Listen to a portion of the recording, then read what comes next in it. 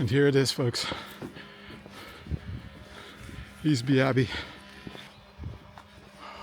Wow. Stunning, huh?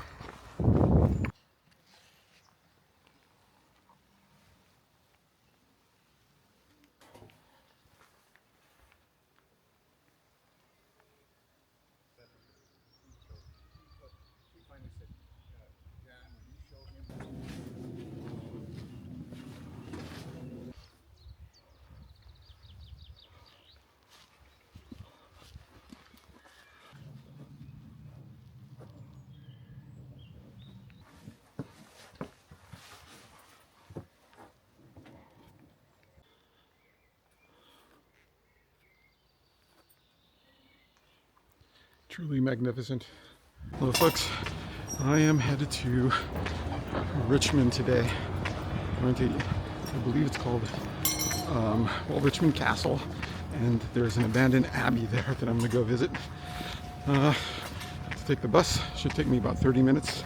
I'm headed to the bus station now, should be about, I don't know, 3 minutes to get there, and then the bus should come about 15 minutes later, so I'm not far away from it. I'm here in Darlington, so it looks like a gray day, but according to the weather forecast, there should be no rain, so wish me some luck. We shall see. On the bus, headed to Richmond, Easby Abbey and Richmond Castle. The bus is a little bit late, but that's okay. We're on our way.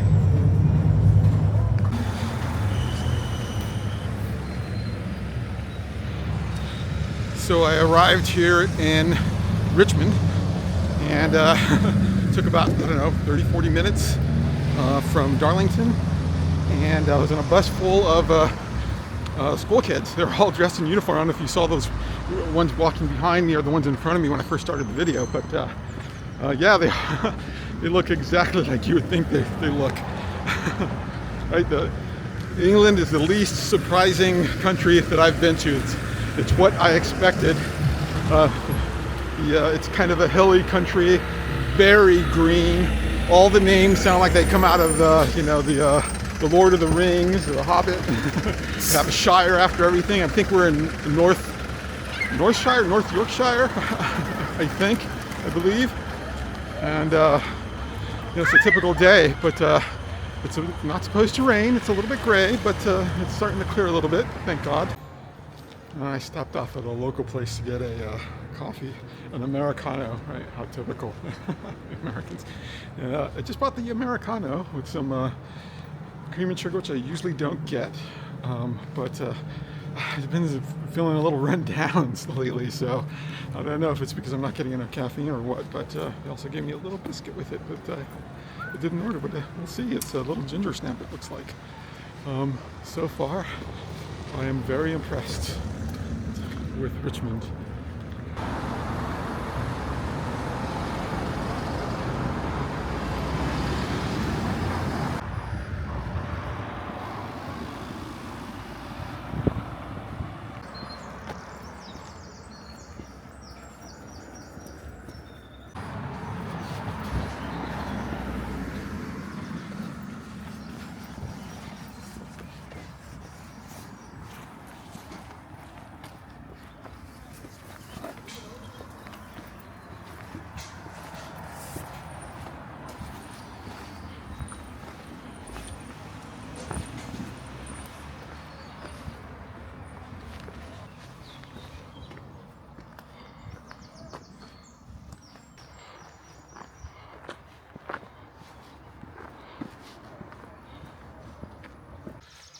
When I got my Americano, the lady there, nice as always, I asked her, I told her I was going to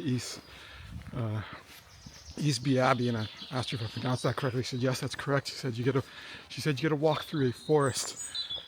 And I was like, oh, I didn't see that on Google Maps, but wow. This is stunning. It is beautiful. There's a river right over there. a small one. I don't know what you call, if you want to call it a river, but I mean, it's what the British call a river anyway. It's about the size of the Rio Grande back in Albuquerque. But this is like a fairyland. There's ivy growing on the trees everywhere. There's birds. You can hear them. The trees kind of cover the path as you go along. So you're like almost going through this green, lush tunnel of foliage. It is amazing. It is. It's just like, would you imagine England to be, like how it was back in the Middle Ages, and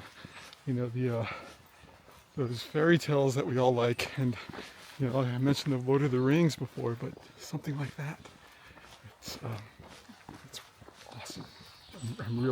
I'm overwhelmed. It's more than I expected, because when you travel, you go to a place and sometimes you're disappointed, but I'm not disappointed. Far less than disappointed. I am overwhelmed. Wow. Let me just show you this. See if you can see the river flowing. Look at that. Just right through the trees. Crystal clear water. Just going past the Abbey, I'm sure.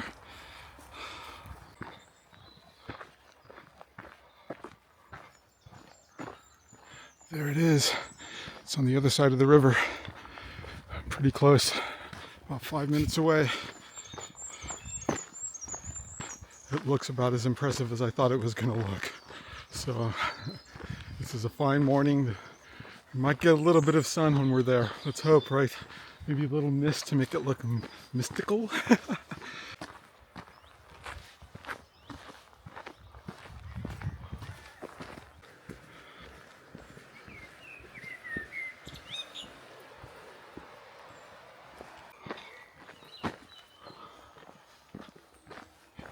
Easby.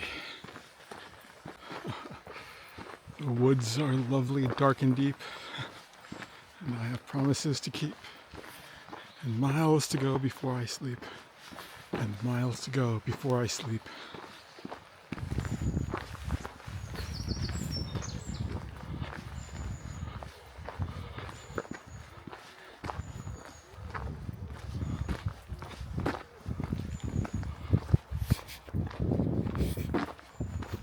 Stunning, huh? Easby Abbey. Wow, look at that. These are the remains of a great monastery. Look at the background, the rolling hills, and you can still see cattle in the background.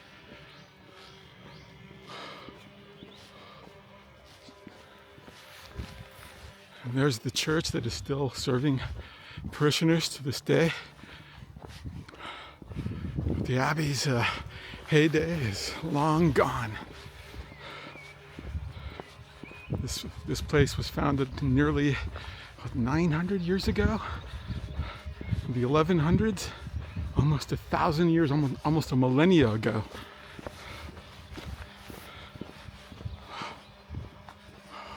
Wow.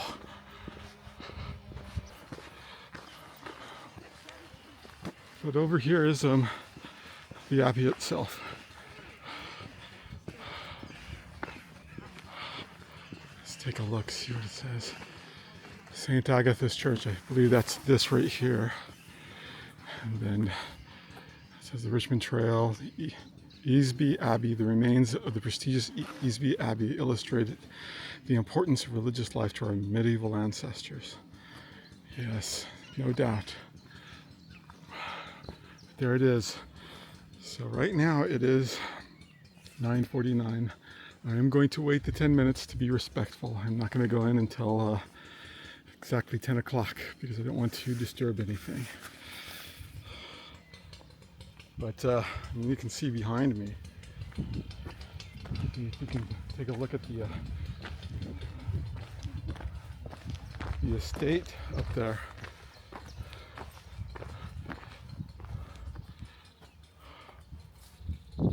It's just unbelievably beautiful. Unbelievably beautiful. What does it say here? Please do not feed the horses. Treats can kill. Well, I don't see any horses, and if I do, I won't feed them. Wow.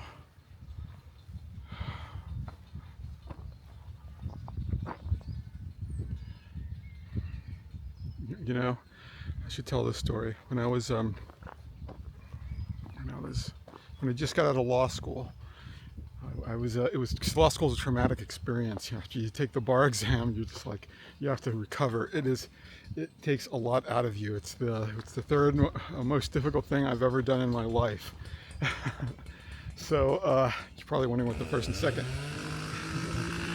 Well, I'll look up this road a little bit. I'll tell you. I'll tell you what the first and second are later, but the third most difficult thing was taking the bar exam. And after I took the bar exam, I started work, and you know, I was an older guy, so I knew that retirement was pretty close, and I had to decide whether or not I wanted to retire after practicing law for a little while. And what I imagined my life was living in some small efficiency apartment off Central Avenue there in Albuquerque in the Nob Hill district.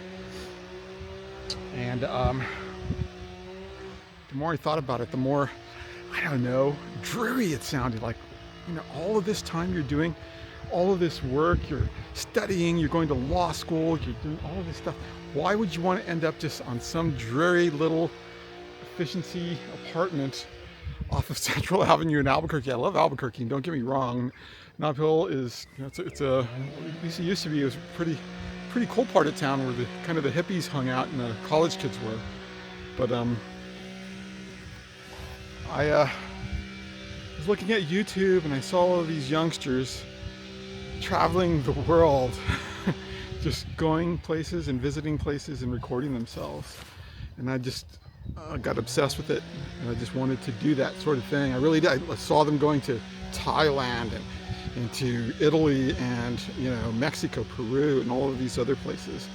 And I thought that's something I've always wanted to do since I was a young man, and I had given up on that dream. I thought it was a young man's dream, and to a certain extent I still think it is. You know, there are challenges when you're as old as me doing these sorts of things, but after about maybe 6 months into my first year after law school, I was practicing law. I thought, you know what, I'm going to do it. And what I did was I went to Google Maps, and I started looking at all of these places that I wanted to visit. And I started to put, you know, I started to record them, put, this is the spot, those round, red balloons that you put. I want to visit this place, I wanted to visit this place, this place, this place. And if you take a look at it, see if I can get it up there for you. If I don't, I'm sorry, but I'll take a screenshot and see if I can show you.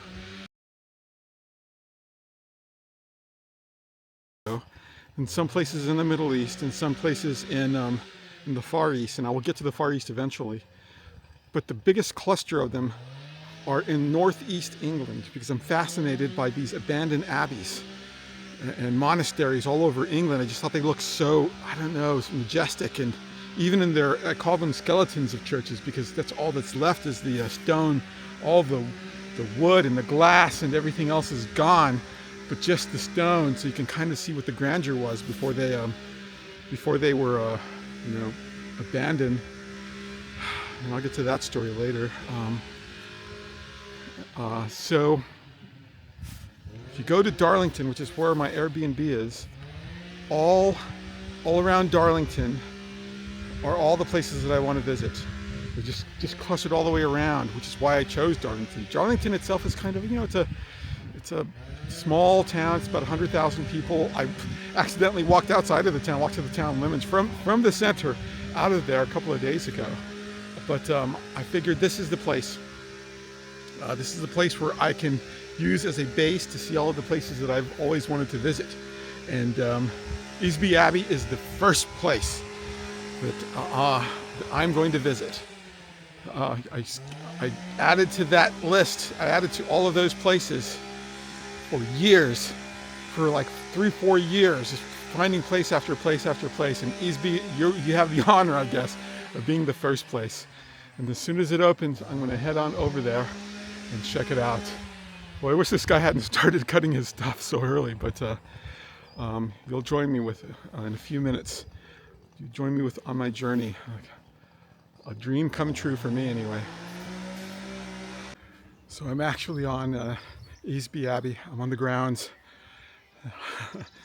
You know, it's beautiful. It's magnificent. Ruins. They're just. It's as peaceful as I thought it was going to be. But when I got here, and I'm sure you can hear it in the background, the groundskeeper had his weed whacker, and it's just going. You can hear it in the background. It kind of ruined the peacefulness of the place. And I've come here as far away as I can to to kind of record, I guess, to show you what it looks like. It is just overwhelming. It is. I kept thinking to myself that, once I got here, that it was going to be different. I remember when I went to the Sistine Chapel in Rome. This is like 5-6 years ago. Oh, no, about 10 years ago, actually, when I went to the Sistine Chapel.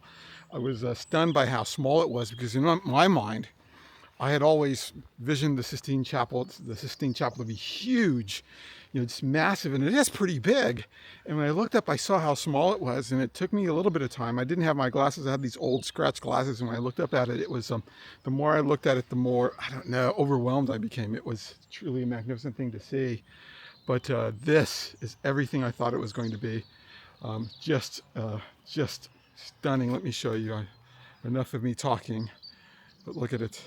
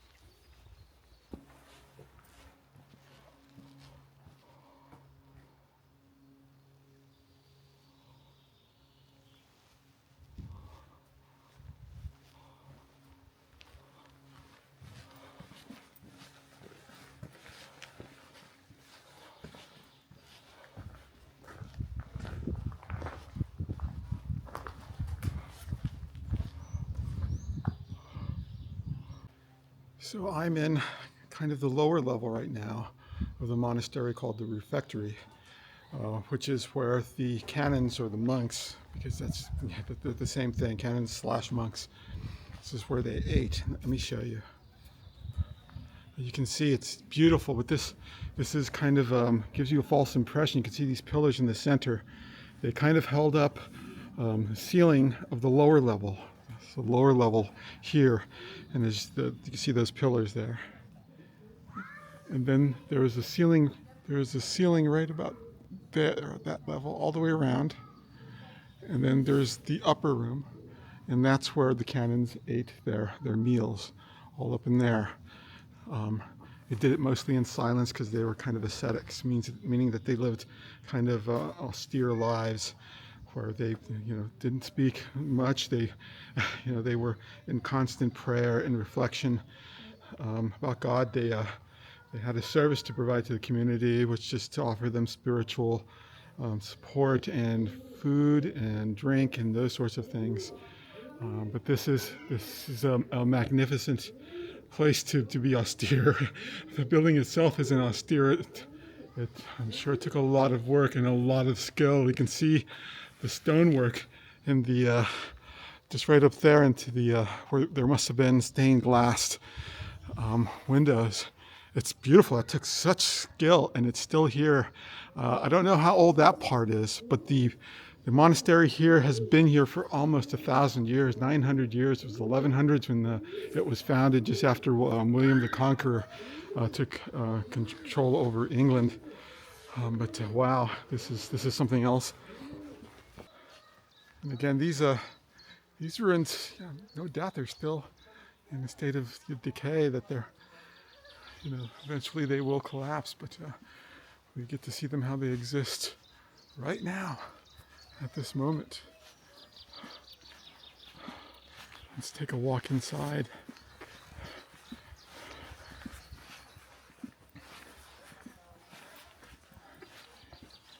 Again, this must have been 2 levels. You can see up there at the top, those were where the arches were to support the ceiling. So this is probably a floor right here. And this is a lower room. This is the lower room right here. And then the upper room was up there where you have that window opening. And then a place to walk in right there. There'd be no point it has to be, because where you'd walk out into thin air, that can't be the case. So there must have been a level up there, and you can see the niches right there, where either wood or maybe stone came out to support it. This place was founded by, you can call them monks, but they were called canons. And the order was the, hard to say this, the Premonstratensian order. And they lived an ascetic life, very quiet, serving the community, giving out food and drink to the surrounding inhabitants. And this abbey itself would have owned a lot of the land around here, and been pretty wealthy in spite of the fact of the simple lifestyle that the canons lived here. But it was a life of austerity, a life of quiet reflection, a life of spiritual reflection, and serving the community both spiritually and physically.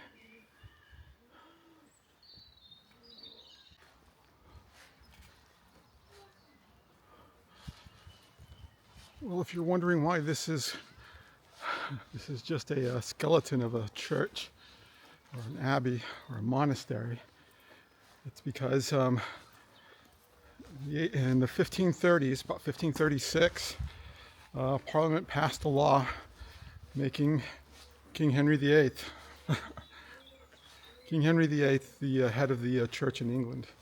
And they broke away from the Catholic Church. And Easby Abbey, they supported a rebellion against what Henry was trying to do, and so they paid a particular price for it.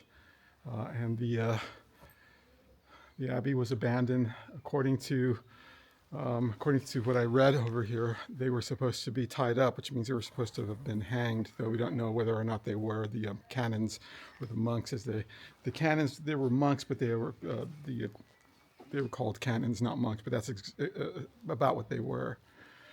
So this abbey and other abbeys controlled a lot of land and a lot of wealth, and all of that was added to the crown's wealth. That was King Henry VIII took it over, and he used it to enrich himself and to pay for his foreign wars. But that's why this place is just a skeleton now. It's just a skeleton of what it once was. The stained glass, all of the woodwork, all of the statuary, all of it's gone. And you can only imagine what its past glory was. These canons, as they were called, they lived lives of quiet reflection. Now, I must say that I'm not quite a very religious person, I'll be honest with you. But let me get out of the sun here. A life of spiritual reflection, a life of self-denial and simplicity. That is, for some reason, to me anyway, very appealing. It's not something to be scoffed at. I think it's looking inward at yourself, and which is strange because they made this beautiful place in order to do it, but it's about self-reflection, looking in at yourself, and understanding who you are as a person spiritually, and all of those sorts of things. Now, I remember when I was taking my philosophy classes and we were talking about asceticism, that I said that I could live that kind of life if I had more than one life to live. Yeah. I think at times I have lived that kind of life. Right? When I was a younger man, about 29, by age 29, I weighed close to 300 pounds, probably around 300 pounds. And losing weight, I think I was going to tell you that, what's the hardest thing I ever did? The second hardest thing I ever did was to lose the weight. That was the second hardest thing I've ever done. I lost 120 pounds. And I was 29. I'm 54 now. And you have to deny yourself. You have to deny your worldly desires, I guess, as a monk might call it. The food and drink, those simple pleasures that you get 3 times a day, right? Your 3 meals. You have to deny that. You have to eat less and not necessarily eat what you wanted, right? Say no to the sugar. Say no to those things that keep the weight on you. It took me some time, but I lost all of that weight. And now we're down to the hardest thing I've ever done in my life. Keeping it off. That is not easy. That is hard. And to this day, I struggle with it. I struggle with keeping it off. But that was the hardest thing I've done. So the hardest thing is keeping the weight off. The second hardest thing was getting it off. And the third hardest thing was passing the bar exam. So now you know. But all those things kind of take, self-discipline, which these canons were really about. I admire that. And you can sense it through the ages by visiting these ruins.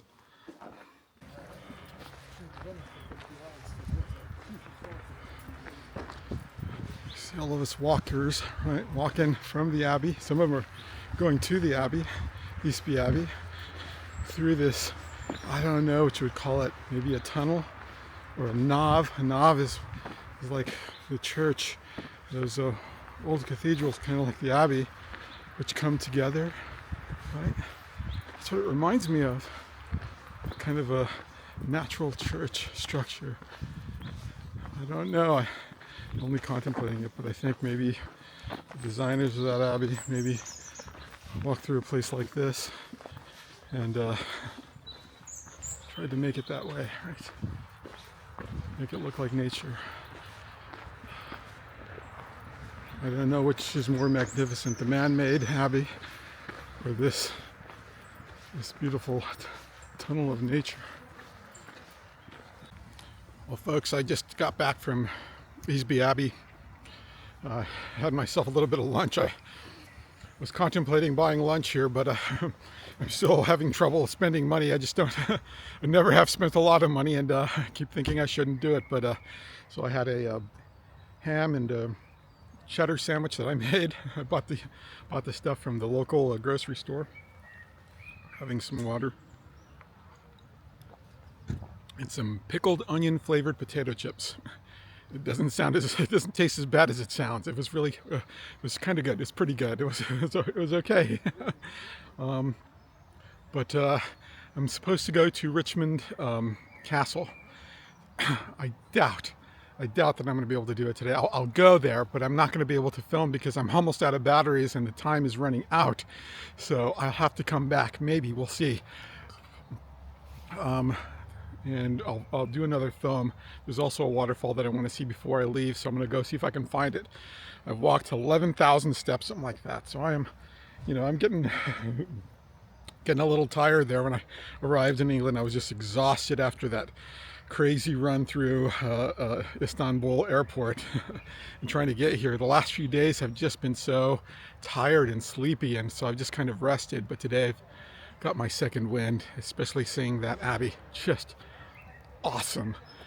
And I imagine that there are more magnificent abbeys to come. I hope you don't get bored. This is the kind of stuff I live for, and I'm anxious to see it all. There's a Lindisfarne that I'm going to try and see on Friday, maybe. Who knows? We'll see if I get there. I always make these promises, and then for some reason I'm not able to keep them. But that's one of my goals. We'll see if I make it there. If not, you can hold me. You can tell me I didn't do it. But it's going to be raining next week, so I have to get as much done as I can possibly do now. As far as Easby Abbey is concerned, wow. It was more than I could have expected. And the countryside is awesome. It's springtime in England. Wow. Glad I came.